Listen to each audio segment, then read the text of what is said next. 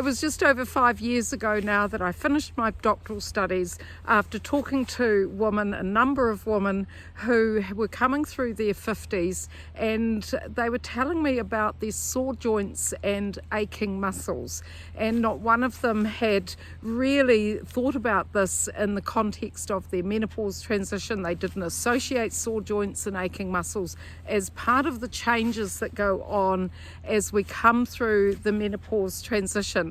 And I became very curious about this because every single one of them was doing a lot of heavy exercise, heavy weights, high intensity exercise, a lot of jumping and impact type exercise.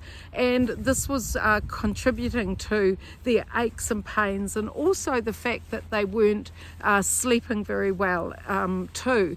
But as I say, when I talked to them and said, well, why are you doing all this high intensity exercise when your joints and muscles are sore, every single one of the women in my study said that they didn't want to age like their mother.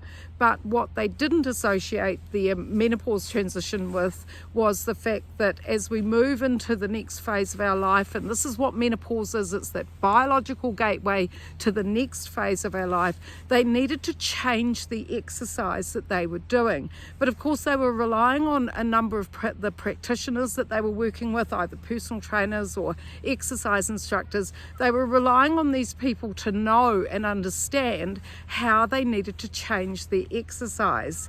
Now, I've been a sport and exercise scientist for a number of years, and I became very curious about the menopause transition and the type of exercise that we should be doing as our muscles start to change, as estrogen starts to decline. So I made this as part of my curiosity and as part of my studies, was to explore what we should be doing to allow our body to adjust to the menopause transition.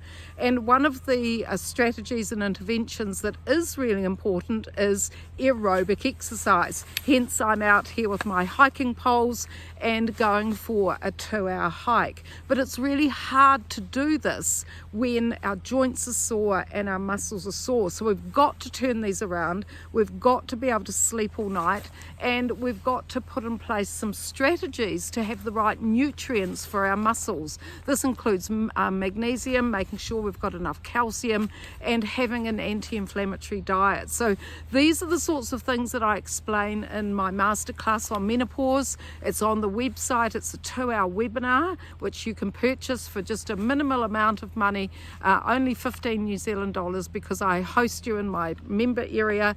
And of course you can also explore coming on to the MyMT programs. And I find that over the last 10 years since women have come onto my programs, over 16,000 women have done these programs now, and I'm often the last resort because they've tried HRT, they've tried supplements, but they're not getting to all of their symptoms. They're not getting to their changing gut health, their joint health, their muscles, and they're certainly not understanding how to take an integrated approach to sleep, nutrition, and exercise, so that they allow their body to step into the next phase of their life, which is their healthy aging years.